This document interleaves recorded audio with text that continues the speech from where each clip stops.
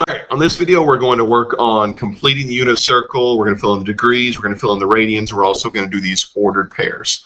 So first, go ahead and fill in the degrees and the radians. This we've done before. Remember, the first quadrant is 30, 45, and 60. You should notice that from your special right triangles, and every other quadrant is just a multiple of those three numbers. So there's our angle measures. Remember, this last angle measure could be 360, technically it could be 0, technically it could be 720. So I usually write both. I usually write 0 and 360. Now fill in your radians. Either use the conversion formulas, or at this point, hopefully you've memorized a lot of those radian measures. So just like the degrees, the first quadrant is 1/6, 1/4, and 1/3 pi, and every other quadrant is just a multiple of those three fractions. So there's those radian measures, and radian measures are the length of the arc. The degree measure is the measure of the central angle. So now we're going to work on coming up with these ordered pairs. We're going to use our knowledge of special right triangles and SOHCAHTOA trig, right triangle trig, to fill these out. So we're going to do a few first quadrant calculations. So we're going to focus on. So what we want to do is we want to draw the reference triangle for each one of the given angles from the unit circle. So let's start with 30 degrees. So if we sketch that reference triangle, of course, that's the central angle of roughly 30 degrees. Doesn't have to be perfect. The reference triangle, we're going to draw a line straight down from where it hits the unit circle, and now we've got a 30, 60, 90 right triangle. So we know if it's a 30, 60, 90 triangle inside the unit circle, first off, the hypotenuse, this side right here, is always going to be 1 because it's the unit circle, and that is the radius of the circle from the center to the outside of the circle. So that length is 1. So we're going to use our 30, 60, 90 degree triangle rules or ratios to get these lengths of these other two sides. Now you'll notice this bottom side right here, that is the x coordinate of this ordered pair. And then obviously this vertical side, let's do this in a blue, would be the y coordinate. So the x side is opposite the 60 degree angle. So it's going to go underneath the radical 3 ratio. The y is opposite the 30 degree angle. So it's going to go here. And then of course we know 1 is the longest side. It's opposite the 90 degree angle, so it goes underneath the 2. So we know in a 30, 60, 90 degree triangle, the short leg is always half the long leg. But we can actually use the cross multiplication here to solve it rather quickly. So we cross multiply, we get 2y equals 1. Divide both sides by 2.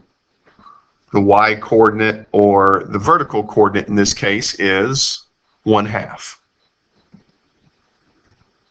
And we're going to solve for x, much in the same way. We'll take radical 3 over x, and equal to 2 over 1.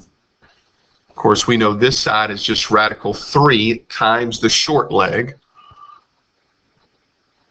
If we cross multiply and then divide both sides by 2, we're going to get the length of our long leg, which is going to be radical 3 divided by 2. Or in other words, it's just radical 3 times the length of y. So now in this introductory example, we're going to do one more thing. Now we're going to figure out, okay, what is the sine of 30 degrees in this problem? Because after all, that's what we're after. The sine of 30 degrees. Remember, the formula for sine is opposite over hypotenuse. So the opposite side of 30 degrees is 1/2. We divide that by hypotenuse, which is always 1. Anything divided by 1 is just itself. So notice how the sine of 30 degrees is equivalent to 1/2, which is the length of the side of the right triangle. Now we're going to take the cosine of 30 degrees. And much the same way, remember cosine is the adjacent side over the hypotenuse. So that's going to be radical 3 over 2 divided by 1. And still anything divided by 1 is itself. So what I want you to see here is cosine is equivalent to this side of the triangle, which in other words is the x-coordinate. We already said this is the length of the x-coordinate. This is the length of the y-coordinate, 1/2. So that tells me that cosine, when we're talking about the unit circle, is always going to go with the x, and sine is always going to go with the y-coordinate. So we can go up here and fill in this table. When they want us to define the sine, the cosine trig function, we're going to say that's the definition. That's the definition you were taught in geometry, and that still applies here, but we're going to simplify this a little bit. When we're talking about sine, we're going to be talking about the y-coordinate in the unit circle.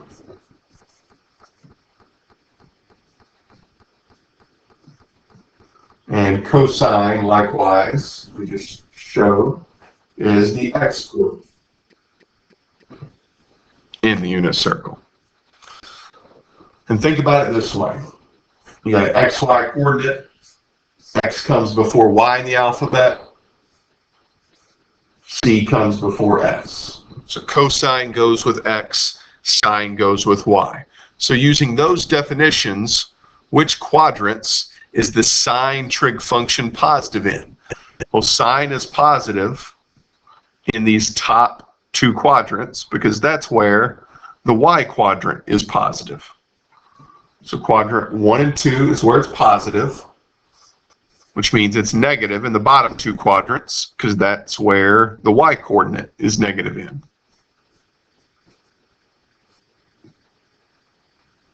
And then cosine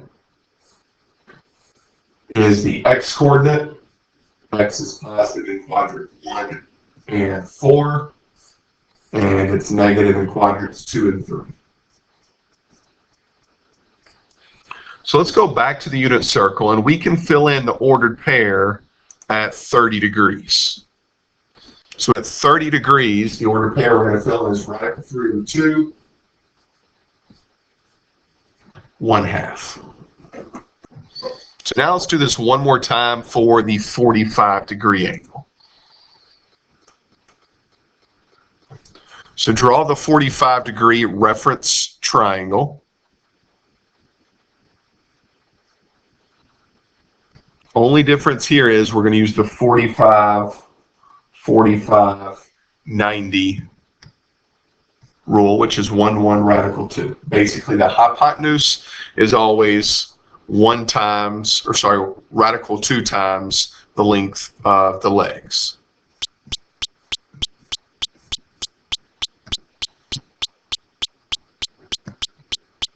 Some of you can do this without probably doing this setup and showing all these steps, but if you need to go through this process, feel free.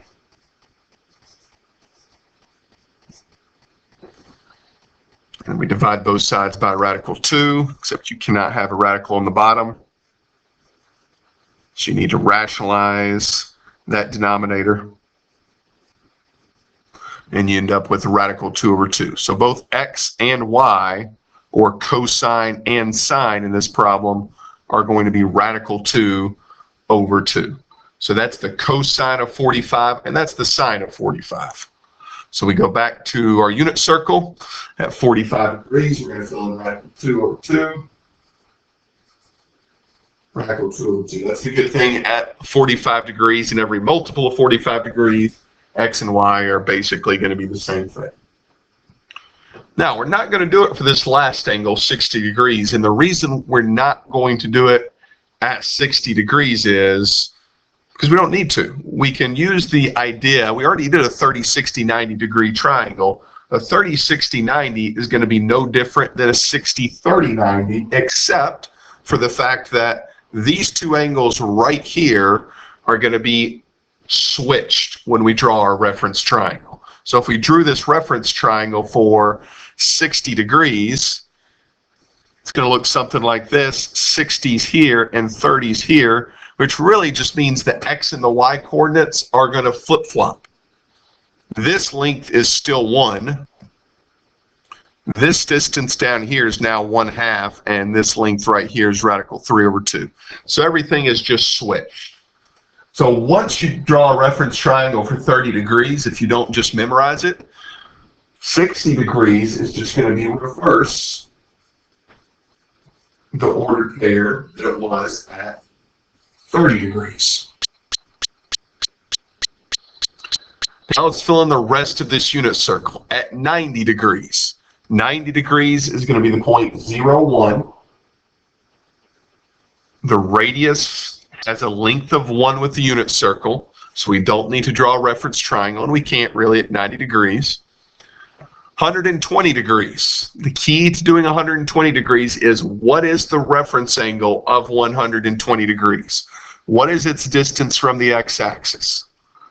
If you said 60, you'd be correct. So 120 degrees is the same distance or degree measure from the x-axis as 60 degrees was in the first quadrant, which means we're going to have the exact same ordered pair at 120 degrees as we did at 60.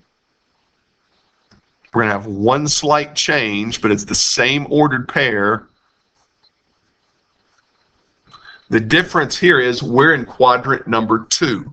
In quadrant number 2, which coordinate is negative? And that's the x coordinate. So cosine is negative, or x is negative in the second quadrant. And we're going to use this idea all the way around the unit circle. 135 degrees is the next angle measure. So it's going to match up with 45. They're both the same degree measure from the x-axis. So it's going to have the exact same ordered pair, except the x coordinate is negative. Same thing, 150 degrees is going to match up with 30. So same ordered pairs, except the x is negative. 180 is going to be the point -1, 0, because again, that radius length right here for the unit circle is a length of 1. 210 degrees. Think about which angle it's going to match up from with the first quadrant. What's its degree measure from the x-axis? What's its reference angle? If you answered its reference angle is 30, you'd be right. So it's going to have the same ordered pair as 30 degrees did in quadrant number 1. Think about what the slight difference is going to be here, though. So it's going to be the same ordered pair, except which coordinate is negative. In quadrant number 3, they're both negative, the x and the y. So it should be negative radical 3/2 and negative 1/2. This is going to be negative radical 2/2. This is going to be negative radical 2/2. This is just going to be a flip-flop, negative 1/2, negative radical 3/2. It's all about that reference angle.